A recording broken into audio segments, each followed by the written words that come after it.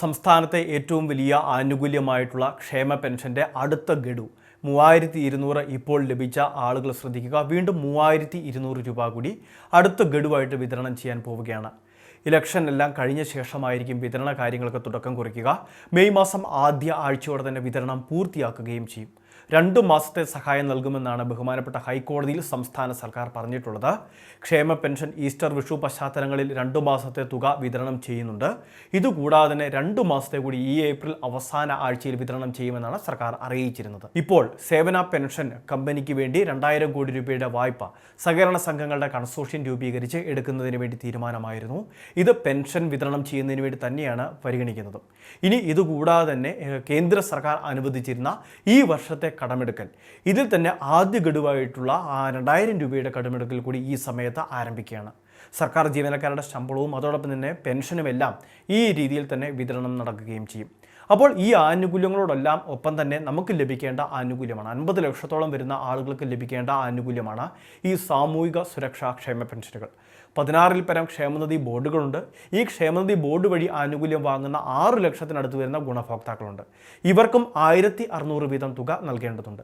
ഇതോടൊപ്പം തന്നെ സാമൂഹ്യ സുരക്ഷാ പെൻഷൻ പദ്ധതിക്ക് കീഴിൽ ആനുകൂല്യം വാങ്ങുന്നവരും. ഇങ്ങനെയെല്ലാം 1600-ന്റെ 2 ഗഡുക്കൾ 3200 രൂപ 2023 ഡിസംബർ, 2024 ജനുവരി തുടങ്ങിയ മാസങ്ങളിലായിരിക്കും ലഭിക്കുക. സംസ്ഥാന സർക്കാർ ബഡ്ജറ്റിലെ പ്രഖ്യാപനത്തിൽ ഏറ്റവും വലിയൊരു വാഗ്ദാനമായിട്ട് പറഞ്ഞിരുന്നത് കഴിഞ്ഞ കുറച്ച് മാസങ്ങളായിട്ട് പെൻഷൻ വിതരണത്തിൽ തടസ്സം നേരിട്ടിരുന്നു.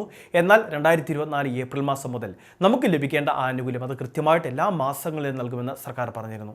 ഇതിൻ്റെ അടിസ്ഥാനത്തിൽ തന്നെയാണ് ഈ ഒരു മുടങ്ങിക്കിടക്കുന്ന ആനുകൂല്യങ്ങൾ പരമാവധി നൽകി തീർക്കുന്നതിന് വേണ്ടിയും ഇനി മുടങ്ങാതെ ഇരിക്കുന്നതിന് വേണ്ടി എല്ലാ മാസങ്ങളിലും കൃത്യസമയത്ത് തന്നെ പെൻഷൻ എത്തിക്കുന്നതിന് വേണ്ടിയുമുള്ള നടപടികൾ ധനകാര്യ വകുപ്പിൻ്റെ ഭാഗത്തു നിന്ന് സർക്കാർ സ്വീകരിച്ചു തുടങ്ങിയത്.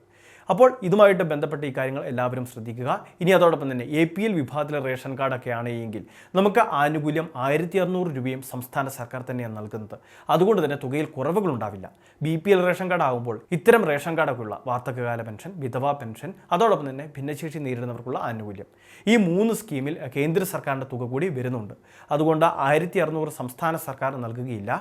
പരമാവധി 1300 അല്ലെങ്കിൽ 1100, ബാക്കി തുക നൽകേണ്ടത് കേന്ദ്ര സർക്കാരാണ്. അത് ആധാറുമായിട്ട് ലിങ്ക് ചെയ്തിട്ടുള്ള അക്കൗണ്ടിലേക്ക് എത്തിച്ചേരുകയുള്ളൂ. കേന്ദ്ര സർക്കാർ വിതരണം ചെയ്യുമ്പോൾ കഴിഞ്ഞ കുറച്ച് മാസങ്ങളായിട്ട് തടസ്സങ്ങളുണ്ട്. സാങ്കേതികപരമായിട്ട് നിരവധി പ്രശ്നങ്ങൾ റിപ്പോർട്ട് ചെയ്യുന്നുണ്ട്. അതുകൊണ്ട് തന്നെ ചിലപ്പോൾ തുക വൈകിയ അക്കൗണ്ടിലേക്ക് എത്തിച്ചേരുകയുള്ളൂ. ഇനി വാർഷിക മസ്റ്ററിങ് എന്ന് പറയുന്ന കാര്യത്തെ പറ്റിയാണ്. അതായത് പെൻഷൻ മുടങ്ങാതെ ലഭിക്കണമെങ്കിൽ വാർഷിക മസ്റ്ററിങ് ചെയ്യണമെന്നാണ് സർക്കാർ പറഞ്ഞിട്ടുള്ളത്. എല്ലാ വർഷങ്ങളിലും വാർഷിക മസ്റ്ററിങ് ഉണ്ടായിരിക്കും. പക്ഷേ ഈ 2024 ഏപ്രിൽ മാസം ആരംഭിക്കേണ്ടതാണ്. പക്ഷേ ഇതുവരെ തുടങ്ങിയിട്ടില്ല. ഇലക്ഷൻ പശ്ചാത്തലങ്ങളിൽ ഇപ്പോൾ ഇത് വൈകിപ്പിക്കുകയാണ്. ഒരു പക്ഷേ മുൻപ് കോവിഡിൻ്റെ പശ്ചാത്തലത്തിൽ ഒഴിവാക്കിയതുപോലെ തന്നെ സർക്കാരിന് വേണമെങ്കിൽ 2024 ഇത് ഒഴിവാക്കാൻ സാധിക്കും. എങ്കിൽ പോലും ഇത് നടത്താനാണ് സാധ്യത. അതിനെ സംബന്ധിച്ചുള്ള തീയതികൾ നാളിതുവരെ ആയിട്ടില്ല. അക്ഷയ കേന്ദ്രങ്ങളിലേക്കൊക്കെ ചിലർ ഇത് കാലാവധി കഴിഞ്ഞതുകൊണ്ട് പുതുക്കാനാണ് അല്ലെങ്കിൽ മസ്റ്ററിങ് ചെയ്യാനാണെന്നൊക്കെ പറഞ്ഞ് എത്തിച്ചേരുന്നുണ്ട്. അതുകൊണ്ട് എല്ലാ ഗുണഭോക്താക്കളും ഇതൊരു അറിയിപ്പായിട്ട് സ്വീകരിക്കുക. മസ്റ്ററിങ് ഇപ്പോഴല്ല, സർക്കാർ ഔദ്യോഗികമായിട്ട് തീയതികൾ അറിയിക്കും. ആ സമയത്ത് ചെയ്താൽ മതിയാകും. അറിയിപ്പ് പൂർണ്ണമായിട്ട് മനസ്സിലാക്കി വെക്കുക. വിവിധ ക്ഷേമ പദ്ധതി പൊതു അറിയിപ്പുകൾക്ക് ചാനൽ സബ്സ്ക്രൈബ് ചെയ്യുക, ഫോളോ ചെയ്യുക.